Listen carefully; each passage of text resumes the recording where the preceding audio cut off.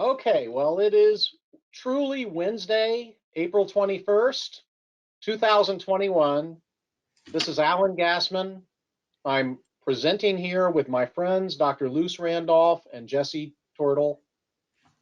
We're on the 32nd floor of the media building of St. Petersburg College, overlooking beautiful downtown St. Petersburg. And it's a great, beautiful, wonderful day there, here too. And we could not think of a better way to spend the next 50 minutes, which in my business means one billable hour.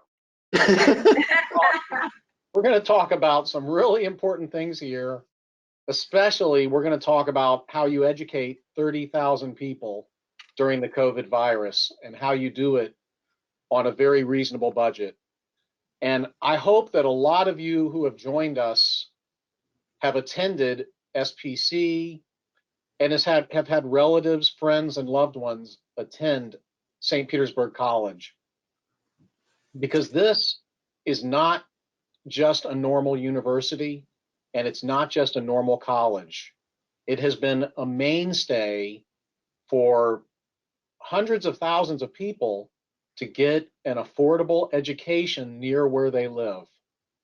And most counties in the state of Florida, quite honestly, don't have this type of a jewel accessible to them. This was a 2-year college that was very deserving to become a 4-year college and to now have graduate programs. So we're going to hear more about that. And just for your calendaring, we're going to talk about private foundations on the 19th of May. We're going to talk about life insurance planning with Professor Jerry Hesh, who is really one of the top authorities in the country for charitable life insurance planning. And then on Wednesday, July 21st, we're going to have Michael Lehman, who's a New York City charitable lawyer, talk about charitable planning for business owners. So I'm really looking forward to these programs. And if there's anything that you would like for us to talk about, please let me know. We'll be glad to do it. We are providing Florida lawyers with continuing legal education credit and CPAs with your credit for attending this program. And we'll be getting back to you by tomorrow with the detail on that.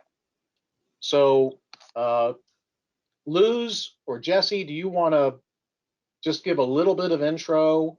What I'd like to know is what your personal connection is with St. Petersburg College that makes it so special and not just a job. Nice. Of course, you would start off with such a great question.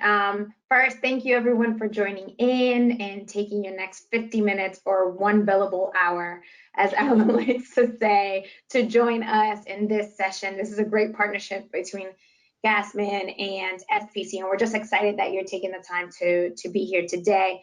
As he shared, my name is Dr. Luce Randolph. I serve as Executive Director of Development at St. Petersburg College Foundation. And today I have the privilege to have my awesome boss here, Vice President Jesse Turtle, who will be joining us and being part of this session. So to answer your question, as far as how SPC is a part of my individual story, I did not attend a community college. However, in looking back at it, I should have attended a community college.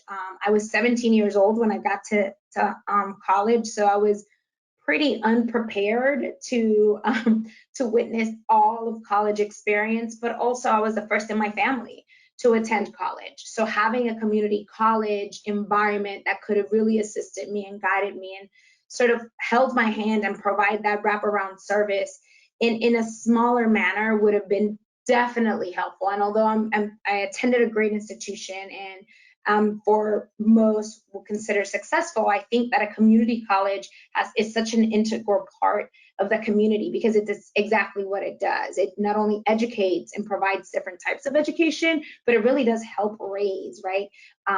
What is it? Raise all boats, all tides. I never get that saying right, Jesse. Rising tide floats all boats. You see, there you go. So I don't have a personal connection, but I will tell you that in this work and in our community, as soon as I came over and started working here, people that I've known for years have come out of the woodwork and they're like, oh yeah, I went to SBC, or I went to SBC when it was a junior college. I got my start there. So, and they're successful individuals who give back to the community. So that's my story, and that's what I'm sharing, and that's what I'm sticking to. But now I'm going to bring it over to Jesse. Thank you very much. And Alan, thank you for your support of St. Pete College, and these webinars are really awesome. Luz, certainly agree with your side of the story. I've worked in philanthropy for the last 15 years now, all in higher education. And I really wish I had started my career and done all 15 years at St. Pete College. Why I get up in the morning is the students of St. Pete College.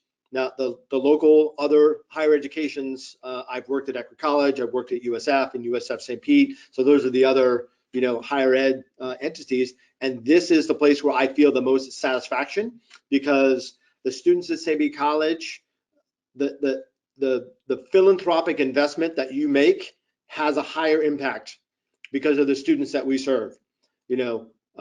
Average age is 27.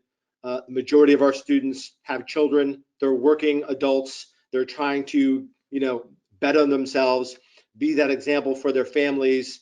And when you see at graduation a 40-year-old graduating that is not only bringing his own parents but his own kids to graduation, and has the biggest grin on their face when they take a picture with President Dr. Williams, I mean, that's it right there. That is, and then that student, that graduate, stays in Pinellas County, and the rising tide lifts all boats. Our students are our community members, and they are staying here and making our economy better, right? So that's why it's so satisfying for me to be here, and why I get up in the morning, and why this is not a job. This is a passion for me, and why St. Pete College is so meaningful for me, and why it's fun to be able to talk to the community members and get them excited about what their investment and the impact it is. When you hear these just, stories of people who've got knocked down and stood up, and got knocked down and stood up at and with the help of St. Pete College. And so that's really the exciting part. I love fundraising. I love our community. I've been here for 30 years now. And anything we can do to better our community, I think it's a worthwhile endeavor. So I appreciate the opportunity to be here, Alan. So thank you very much. Oh, thank you, and don't be shy. Pipe in when we get into these conversations. So I know that most of the people on this webinar are financial professionals, CPAs, lawyers, and financial advisors. So some of the objectives here for the webinar, because if you decide what you want, you'll get it. Number one, we want to review the best ways to financially support a worthy charity. And number two, we want to show how other charities work. So if you're involved with another charity, I mean, if you could just bottle the enthusiasm of Luz and Jesse here, that's the first lesson. If you want to have a successful charitable fundraising program, care a lot about what you're doing and be enthusiastic and make it enjoyable. So I do have my questions panel opened, and we also will answer emails. We do ask that you send any difficult questions to Luz and send me and Jesse the easy. But, again, why would you help St. Petersburg College? Or number one, to help the students and their families.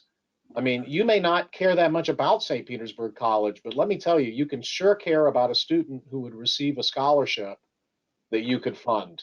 And that student could be of a characteristic that you want to support. And then the faculty, people who work in state schools like this, they're underpaid.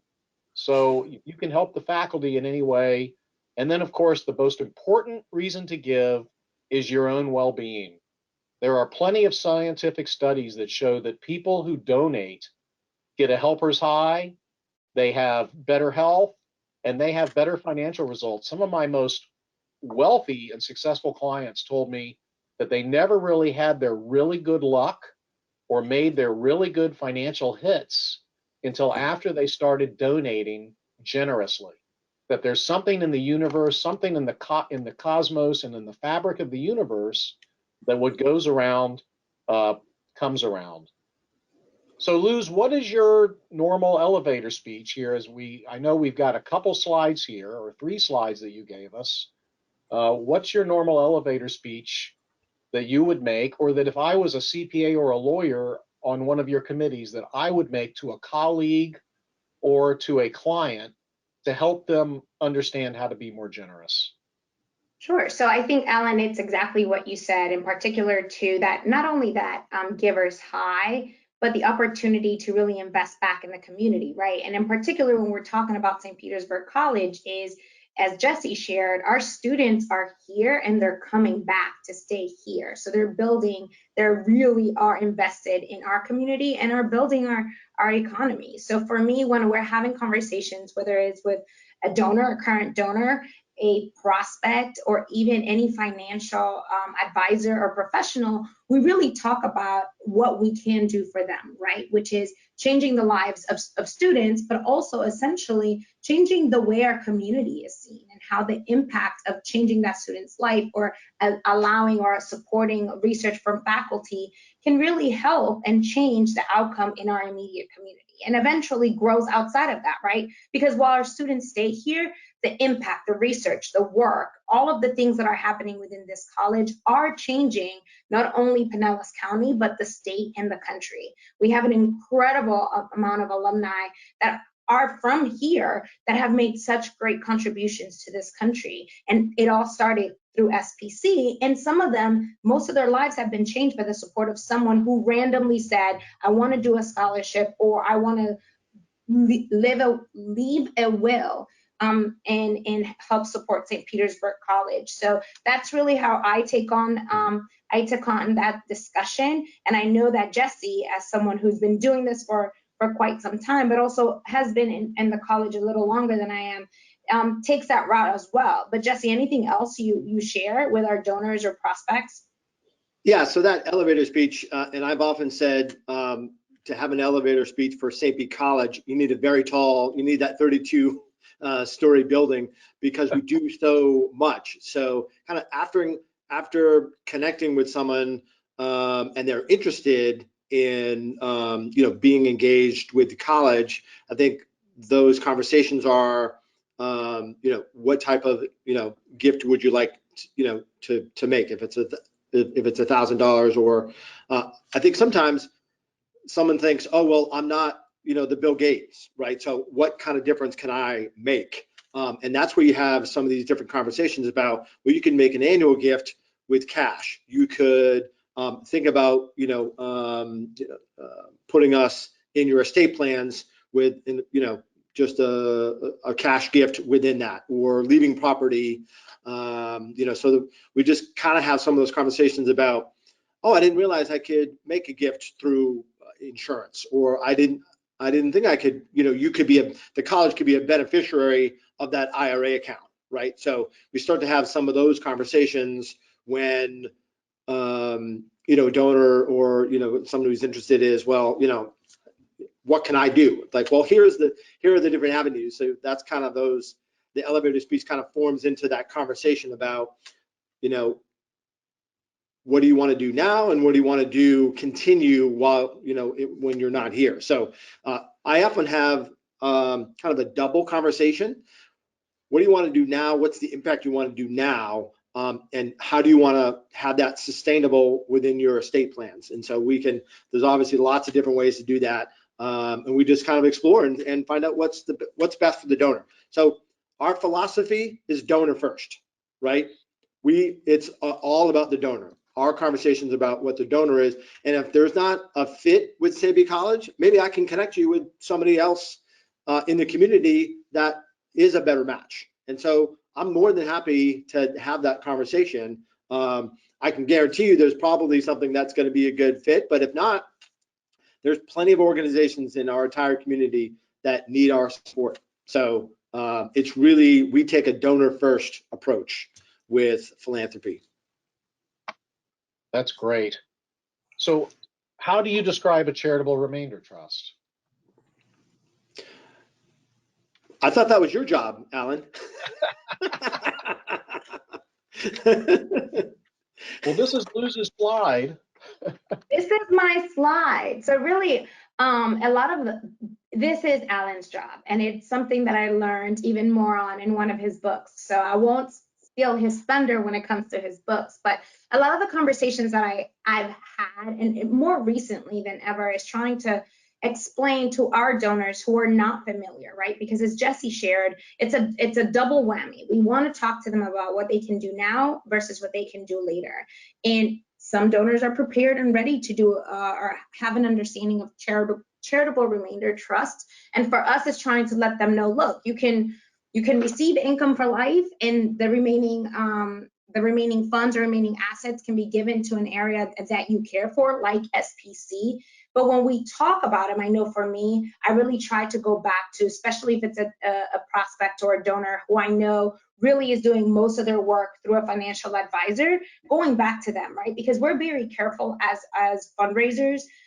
We are here to help the donors' dreams come true in the philanthropic world, right? But we are not here to provide financial advice whatsoever, because if I did, then I probably have no student loans and I would just be living my best life, but that's not what I know. So we are very careful with that, but that's really the quickest way that I try to explain it to them, but also really driving the factor and the conversation and discussion to be done through their financial advisor or CPA or whoever their trusted financial professional is, because what we don't want to do is say something like a remainder trust and trying to get a gift, or saying that's a way for us to get a gift, when the donor could essentially do something right away and completely change the way that they want to leave a gift once they have passed on. So that's the way that I explain in the quickest ways, and that's what I highlighted in your book. And if that was wrong in your book, then we have to go back on reprint. All right. Okay. So now we're going to get into some substance here. And sorry about the beeping. I've got a keyboard issue. Okay. So this is a brand new slide. I designed these slides on Saturday, and I thank Debbie Gray of my office for typing them on Saturday and correcting them. But I came up with the concept of what can you do with an outright gift. And first of all, of course, even if you don't itemize your deductions, up to $300 a person in cash, up to $600 for a married couple, and you just get a tax deduction. And that's really good, because that wasn't the way it worked before. That wasn't the way it was in 2019. Now, if you itemize your deductions and you give more, you have total itemized deductions, which is charity plus interest expense plus property taxes. You've got to go above $12,550 if you're single to get a tax benefit. You've got to go above $25,100 if you're married filing jointly to get a tax benefit. So if you're not above those normally, and you want to give, say, $15,000 a year, then go ahead and put you want to say maybe $5,000 a year that you wouldn't be able to deduct.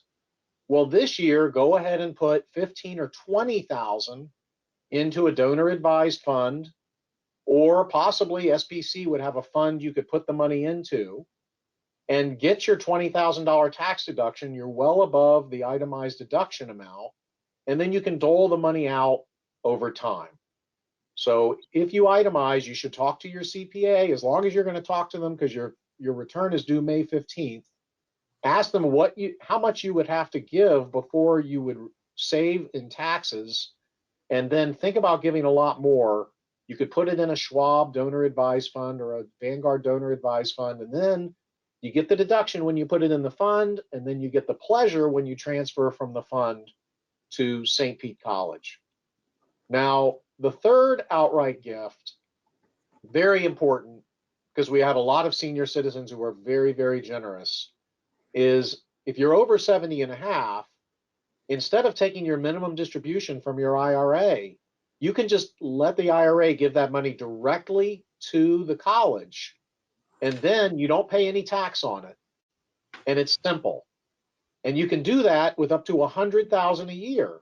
So if your minimum distribution is 30, but you want to give 100, you just move 100 from your IRA to the school. You don't pay any tax on it. You feel great. But this year and last year, you could have done that with your entire IRA, unlimited. because this year you get a tax deduction not limited to 50% of your adjusted gross income, but up to 100% of your adjusted gross income. So if I take $1 million out of my IRA, I'm over 59 and a half, so there's no excise tax. I have $1 million of adjusted gross income. I write that check, bring it over to Luz's office, and I have a full deduction. No one ever has to pay income tax on my IRA. So if you have clients that have been doing 100 a year, make sure that they know before the end of this year that they could do unlimited this year. Now, the other thing you can give is you can give your stuff away. Do you remember the year that Bill Clinton gave underwear away and took a deduction for the value of his used underwear? Now, I don't have any of that hanging on my walls. And we But- don't necessarily want it. I will take the check though. I'm Right. just kidding. We'll take stuff, just not dirty underwear. Right. But one thing, and I don't put this in articles because I don't want the IRS to read it, but when you have used jewelry, it is worth usually 20 to 25 cents on the dollar. You buy a beautiful necklace, and 10 years later, you bought it for $100,000. 10 years later, it's worth $15,000 to $20,000 when you go to sell it. But when you donate it, the IRS allows you to have it appraised by the same people who you bought it from, based upon not what they'll buy it back from you for, but what they say it's worth. So now that necklace that you paid 100 for is appraised legitimately at 80. And I give that necklace to St. Pete College for them to display it. It has to be used by the charity. Now, I don't know if that means Luz can wear it as an employee benefit. Maybe, maybe not, but there has to be a use for it. Well, if I'm in the 40% bracket, which is probably what a lot of us will be in before the end of this year, that's going to give me a $32,000 tax deduction that I can use to buy a new bracelet or a new necklace for somebody special. So, don't look past those things. We used to have a client who was a major league umpire, and he would get the superstar players to sign baseball bats, and then he would give the bats to museums. And he paid much less income tax as a result of that, even though the bats only cost him $20 each. Once they were signed by one of the best players, those bats were worth a lot of money. So another idea is to have a party for charity. Have a party at your house for St. Pete College. Jesse and Luz will be there to eat all your food and drink all your alcohol and meet all your friends. And you can deduct the cost of the party. And the general rule of thumb is you'll raise about as much as you spend on the party, but you'll have people who will then give every year to your favorite college or your favorite cause. So having a party for charity is another idea. Another thing that we do, Marcia and I, my wife Marcia and I, we have an annual charitable goal that we want to reach every year. And by our view, that can be reached by our own donations or by donations that we cause to have happen. And whenever a client calls me and says, Alan, the bill seems a little bit too high, I can say, well, would you mind donating whatever portion of that you would like to St. Petersburg College? And, I'm fine with that because it counts towards my mental goal of a donation. So I was told a long time ago by a lawyer in St. Petersburg, Joel Bronstein, that when your clients get into disputes, just challenge both sides. You want to do 20, you want to do 30,000, you're at 20,000, you're 10,000 apart. Why don't you each give $5,000 to each other's favorite charity and write a check for 20 and you're done. And that does solve a lot of disputes. Another thing I do, page 15, I used to do free consultations to get clients. I don't anymore, but when the client says, could I get a free consultation? My intake person says, well, if you don't hire him, you can give the money to St. Pete College. And then, you know what, if they're not willing to even do that to get my advice for an hour, then they're just not a good fit for me at this point in my career. But then if they decide not to hire me, I feel great. I feel great about it, and I don't feel that I was being taken advantage of. When you have a tear down home, you can give the components of that home to Habitat for the Humanities or other charities that can reuse that component. We had a client that had a 100-year-old wooden home that he was going to tear down, and it was on the water. It was on Tampa. It was on Clearwater Bay, and his CPA said, "No, let's put it on a barge and give it to a charity that uses it." So that house is sitting now in a museum, and the client got to deduct the house as opposed to tearing it down, and that saved the client hundreds of thousands of dollars. So those are some outright gift vehicle ideas. Jesse, Luz, anything come to mind from that you'd like to share? Yeah, so in terms of kind of the gifting kind, I think there's take a property, right? So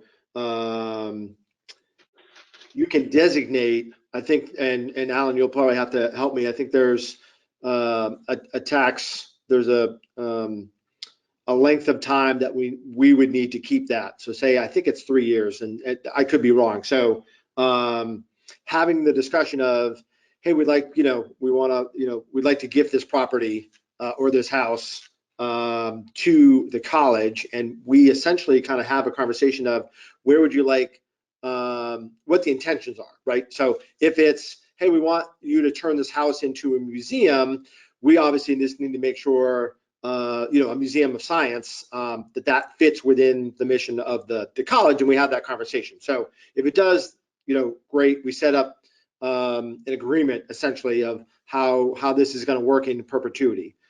The other piece of it is hold on to it for 3 years, and then I want you to sell it, and the proceeds then fund this purpose, right? This scholarship, or to help the science department, right? So then in 3 years, we sell that property, and it's $100,000, and we've already have all those agreements. So we have those conversations while we're having the same kind of tax conversation to make sure we're honoring the wishes, and we can actually do what you wish for. So if the wish is we want a museum of spiders, and that doesn't fit into the mission of the college, we might steer you in a different direction of who might be able to help, or something else at the college that we think might resonate with you. So we have those conversations.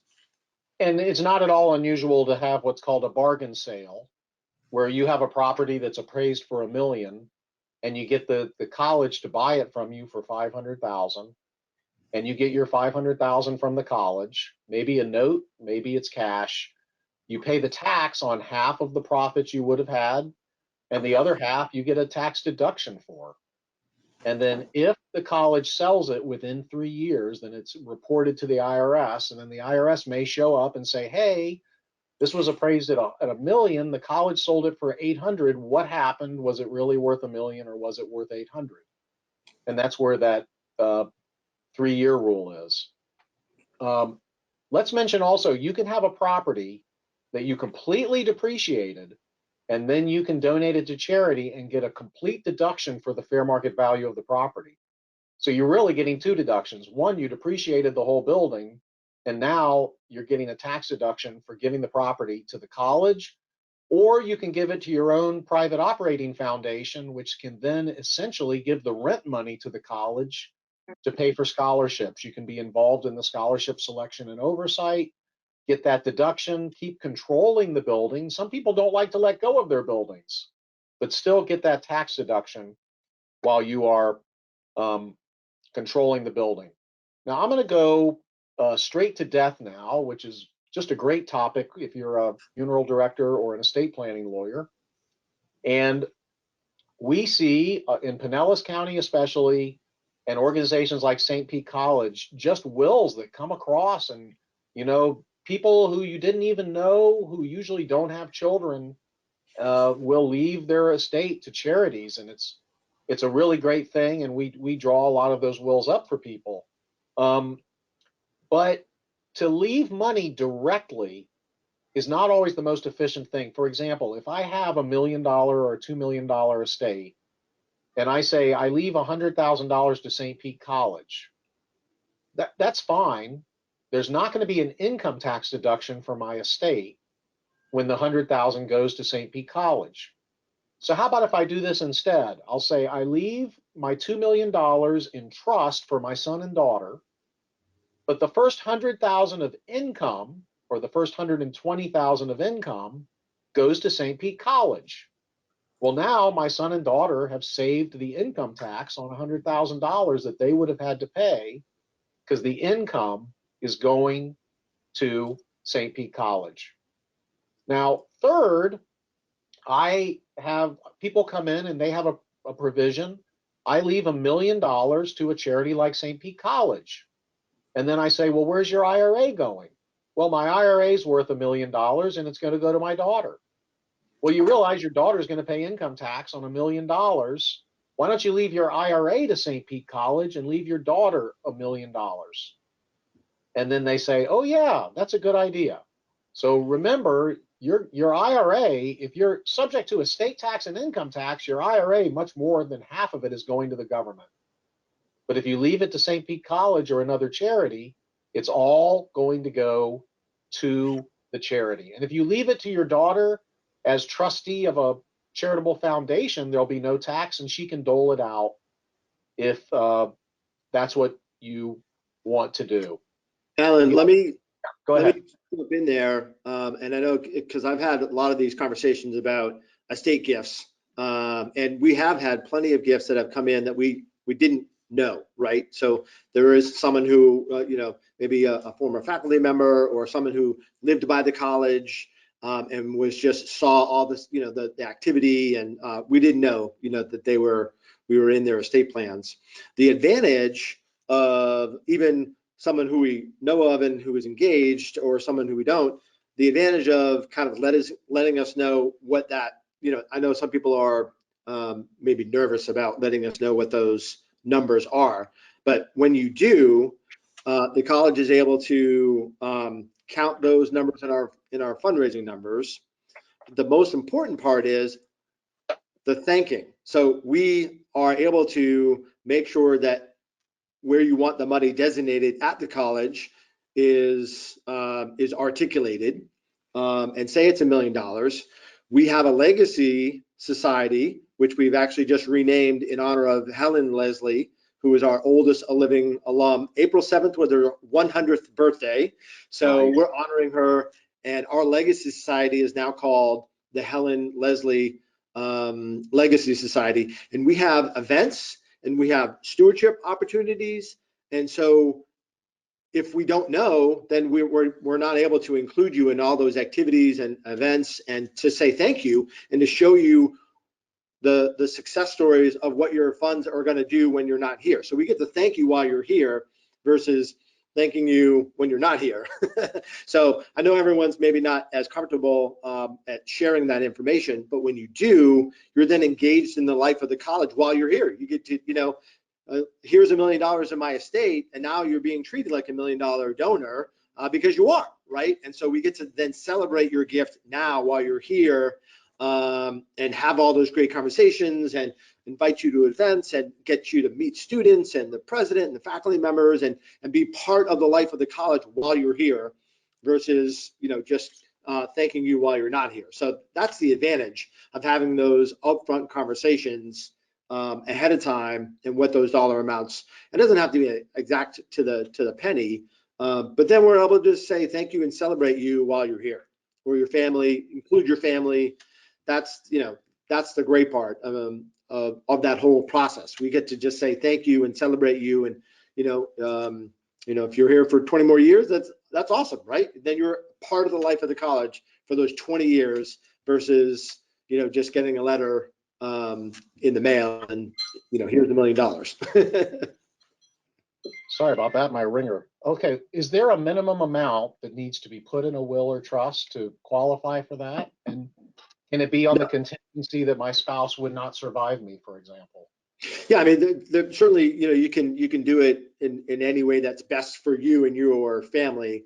but essentially there's no minimum threshold to be part of the Helen Leslie Legacy Society. We have some other minimums in terms of our endowment level, which is $25,000 to endow a program fund or to endow a scholarship fund. And then of course we have other levels for naming opportunities for gifts, and those kind of vary and go up from 25,000. So we can also do those components where if there's $1 million gift within the estate, we can do, if it's irrevocable, not if it's irrevocable or irrevocable, we can utilize that name and celebrate you now, right? In a space, say in the College of Nursing, if you do like a nursing scholarship, you can see your name already. Obviously if it's if it can be taken back at the last minute, we don't want to put somebody's name on a room and then the brother and sister say, no, we don't want to do that. We got to take the name down. So, but excellent opportunities for us to just essentially celebrate the family and the donor and get everybody engaged and involved. And they get a tax deduction at the same time. So for a $25,000 scholarship, do the students get $1,000 a year by the name of scholarship, or how? Spending is set by our foundation board. It's currently 4.5%. Okay. So 4.5% of that $25,000 goes annually for a scholarship, typically for one student. It could be for two students. You wouldn't necessarily break it up for a lot of different students at that smaller level, but I think that's what, 1,125 if I'm doing the math. Beautiful. Doing the math correctly. So, that could be essentially kind of 500 plus for fall and spring semester. And then you can then build. So you could start at 25 at that endowment level. And then obviously the larger that endowment gets, the more that annual piece works. And that's in perpetuity.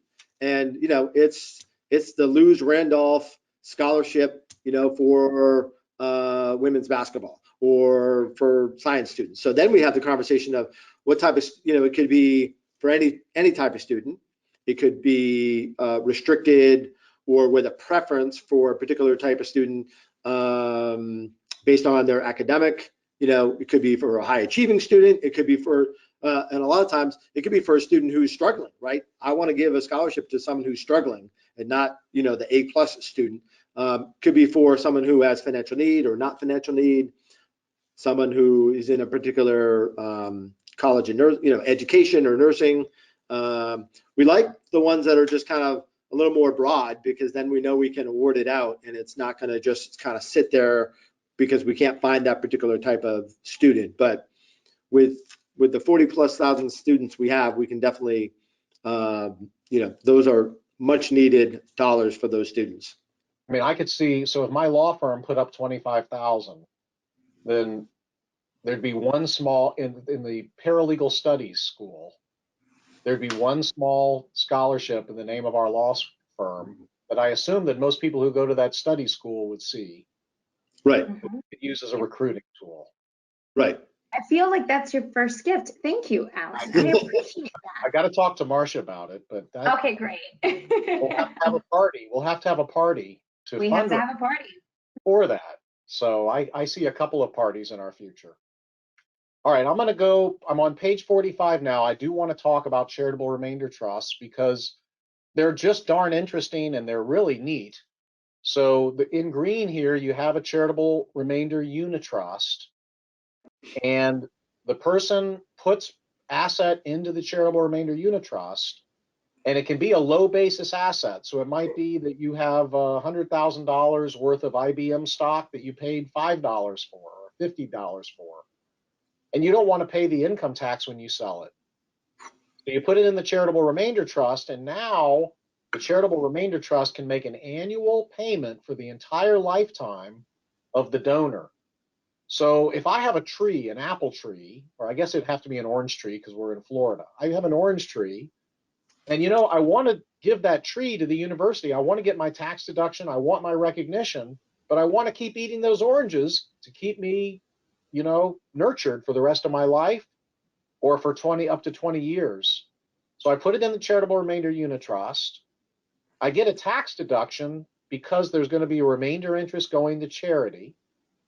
And by the way, if I'm healthier than the average person, then the tax deduction I get is exaggerated. So if you look at the normal IRS life expectancy tables, and I'm a 62-year-old male, I'm in pretty good health. So the IRS is going to say that remainder interest to going to charity is worth, say, 30% of my 100,000. I'm going to get a $30,000 tax deduction. When you go to the real life expectancy table for a healthy 62-year-old non-smoker, that remainder interest really is only worth about 20%. So I've gotten a tax deduction for more than I really gave. And if I live a long time, I'm going to get a great series of payments, and I'm not going to have to pay income tax on the sale of that stock, except as I take the money out.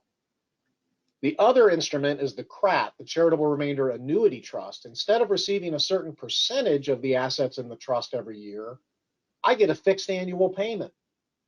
And that means that if the trust crashes, the stock market crashes, things go down, I still get my payment.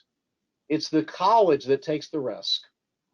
And I can feel like a big shot putting $100,000 in a charitable trust, even though the remainder interest can be as low as 10%. The college only plans on getting $10,000, but I can feel like I gave $100,000, and I can get the recognition for that. So this is a house that was actually put into a charitable remainder trust, pointing out to the fact that it doesn't have to be all that great of a property, but you can put something into the charitable remainder trust. And I had a client that wanted to give $100,000 to each of her children this year, but and wanted them to invest it wisely. In addition, they wanted me to change their will to leave monies to their university that they went to. And I said, I've got a better idea. Why don't we form a charitable remainder trust for each of your children, put $100,000 in each of the trusts. Now they're going to have to be very vigilant as to how they invest it. They're not going to be able to spend it right away. They're only going to be able to take out a certain amount each year.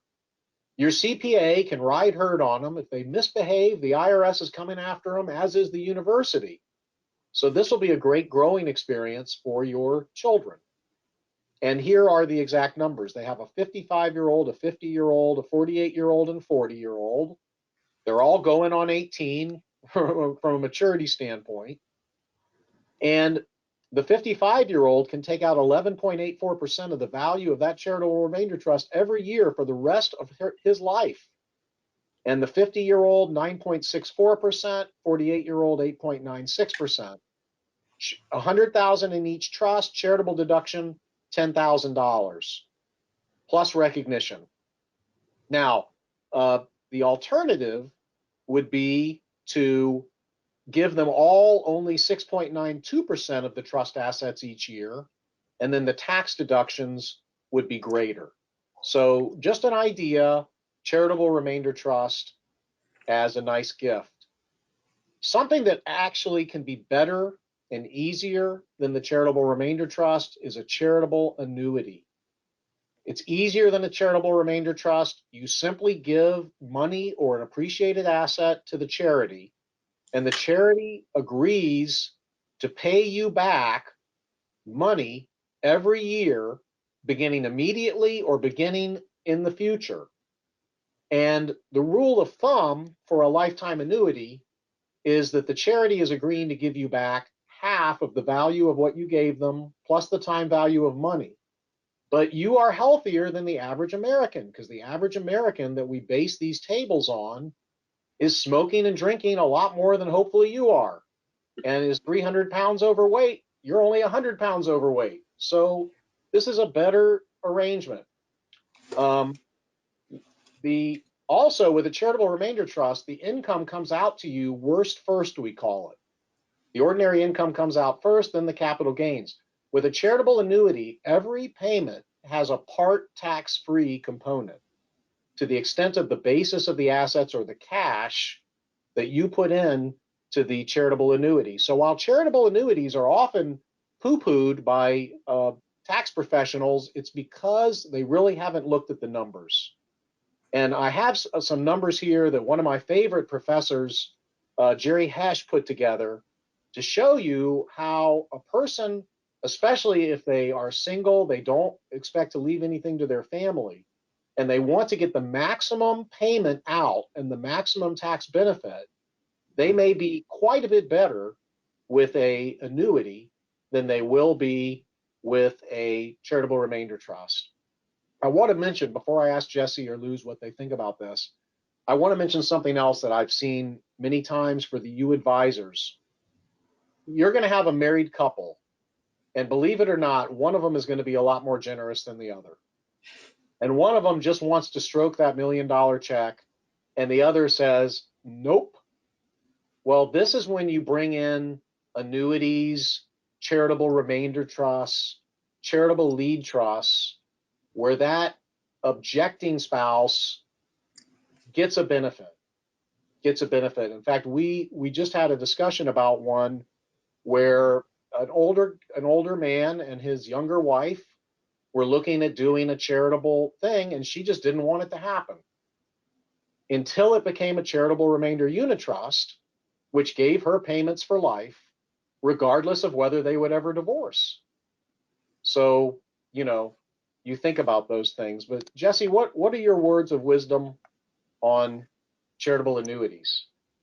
The different vehicles that we have at kind of the disposal, it really is what works best for the donor, right? We currently don't have any annuity trust gifts now. We have a governance committee and a gift policy. I think we are technically as a board allowed to accept those types of gifts. But my mindset is whatever vehicle that fits best for the donor, we're going to try to make that work and not let any limitations on our side kind of get in the way of what might be the best vehicle for that particular donor. So just because we don't have any or haven't done any in the past does not mean we'll work through it, and whatever we're all able to kind of do and have the greatest impact, that's the lens that we kind of look through in terms of the different types of gifts and charitable vehicles that we accept. Okay. The last thing I want to cover, because we only have a couple minutes left, which is actually 1/3 of a billable hour for a lot of you, but I want to talk about liquidity events, because over and over again, people sell their businesses for $10 or $20 million, and then they come to me and say, I'd like to give part of this to charity now. And my first thought is, you know what, if you had given part of this business to charity a week before the closing, you would have gotten a lot more after taxes. So my example here on the top right-hand side, you're going to sell $1 million asset with a zero basis. You're going to pay capital, and you're going to give $200,000 to charity after the sale. So you're going to pay taxes on $800,000. But look at the second example. You give 20% of that asset to charity. You get a $200,000 tax deduction. Now you sell the asset, you only have $800,000 of income. $800,000 of income minus a $200,000 deduction is a $600,000 net income. You're going to pay tax on $600,000 instead of $800,000, and the charity is not going to pay tax on what it received. So it's always better to give to the charity. You have to do this before you're legally bound to sell. But when you're selling your business, please, CPAs and lawyers, remember to tell your clients, if you're going to sell your business, the day before we sign the binding sale agreement, you're going to donate part of it to your favorite charity. Alternatively, you put that stock into a charitable remainder unit trust, and then it sells, and then you pay the tax as you withdraw the money from the charitable remainder unit trust, and if you use what's called a flip NIMCRUT, you can not take a single dollar out until year 14, and then take out 11% a year from years 14 through 20, and you'll end up with 92% of the benefit from that trust if the assets grow at 7% a year, and your university will, or your charity will end up with 7 to 8%, but you'll be way ahead because of the internal buildup in value. So I just want to show you an example of one that we just did, not the exact numbers, but pretty close. Well before the sale, the client knew a sale was eventually going to happen. The stock was worth $30 million, and we had the client sell 99% non-voting member interest for a $20 million note. So the most that's going to be in this client's estate for estate tax purposes is $20 million. We were able to take that discount for non-voting. Well, then a couple of years later, the client announced, hey, I've got good news. I'm selling the company for $5 million. Well, immediately before the sale, we had the irrevocable trust transfer the non-voting stock to a charitable remainder unit trust with a 10% remainder interest going to his favorite charity. So the stock sold for $5 million. He's got $5 million in the charitable remainder unit trust. He's going to invest that $5 million, and in 14 years, we're going to remind him to start transferring the money out to the irrevocable trust for his children. And you still only have that $20 million note in his estate. So, I know most of us don't run into these clients all the time. These clients who are going to have 10, 20, $50 million transactions, but they are your best clients, and they deserve to know about this and to be thinking about it early on. If you can plant the seeds, if you can ask the clients, what charities would they be interested in? And typically they will say, I have one charity, me. And then you say, well, but I have clients who gave a little bit here and a little bit there. They really feel good about it. We can save you some tax money. When you're gone, you can't take it with you, but you can keep more if you get the charitable deductions. So that comes to mind. So I've got an offer here for everybody. I've got on page 27 the St. Pete College website where you can click and make a donation. If you want to donate appreciated stock from your Schwab or your Vanguard account, you just call Luz or Jesse and they'll show you how to do that. It'll be an account to account transfer and you'll get the deduction. But if you want to make a $20.21 donation, then I will match your donation and I will give you a copy of any book of your choice from these books I'm showing you. If you decide you want to go give $40.20, I'll match that. I'll give you 2 books. And if you decide you want to get 3 books for $60.60, I will match that and I will send you the 3 books, or give $80.60 and I'll give you a 4th book and a 5th book, and I'll gladly match your donation. So some of the books are here. You can go to my Amazon site. If you see any book on Amazon by me, and you'll see some of these books cost as much as $159, and people actually bought one. One person actually bought that book. So, but you can get it today for $21.21, and especially if you're a first-time donor to St. Petersburg College, we want to open that door. We want to get them connected with you and get you connected with them. So, Jesse, Luz, any final words as we turn this audience loose onto the world to find donors for you and others? I think on my behalf, again, thank you, Alan, and for everyone listening and watching. If you have any questions about how we can engage your donor or you yourself to be a part of SPC and its legacy, please give us a call. We are about building relationships, making sure that we are here to ensure that anybody's philanthropic dreams can be made and can be made through SPC. So that's my parting. Just remember, the hard questions go to Alan and Jesse. You can send me receipts, Alan and Jesse. Jesse.